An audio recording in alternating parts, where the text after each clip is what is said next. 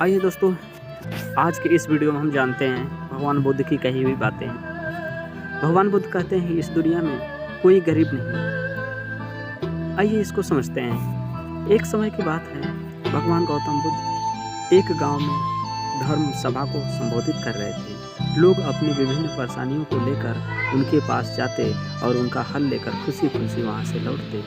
उसी गांव के सड़क के किनारे एक गरीब व्यक्ति बैठा रहता तथा महात्मा बुद्ध के उपदेश शिविर में आने जाने वालों लोगों को बड़े ध्यान से देखता। उसे बड़ा आश्चर्य होता कि लोग अंदर तो बड़े दुखी लेकर जाते, लेकिन जब वापस आते तो बड़े खुश और प्रसन्न दिखाई देते। उस गरीब को लगा क्यों न वो भी अपनी समस्याओं को भगवान के समक्ष रखे। मन में यह विचार लिए वह भी भगवान बुद्ध के पास पहुंचा।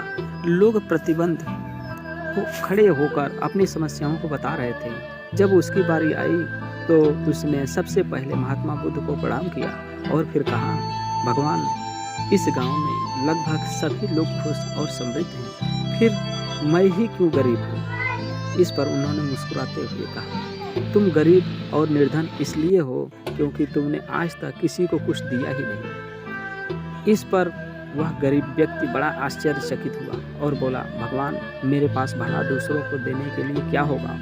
मेरा तो स्वयं का गुजारा बहुत मुश्किल से हो पाता है। लोगों से भीख मांगकर अपना पेट भरता हूँ। भगवान बुद्ध कुछ देर शांत रहे, फिर बोले, तुम बड़े ज्ञानी हो। औरों के साथ बांटने के लिए ईश्वर ने तुम्हें बहुत कुछ दिया, मुस्कुराहट दी है जिससे तुम लोगों की आशा संचार कर सकते हो। मुख दिया है ताकि लोगों से दो मीठे शब्द बोल सकते हो, उनकी प्रशंसा कर सकते हो। दो हाथ दिए हैं, लोगों की मदद कर सकते हो। ईश्वर ने जिसको ये तीन चीज़ें दी हैं वह गरीब कभी नहीं हो सकता और निर्धन भी नहीं हो सकता। निर्धनता का विचार आदमी के मन से होता है, यह तो एक भ्रम है, इसे निकाल दो।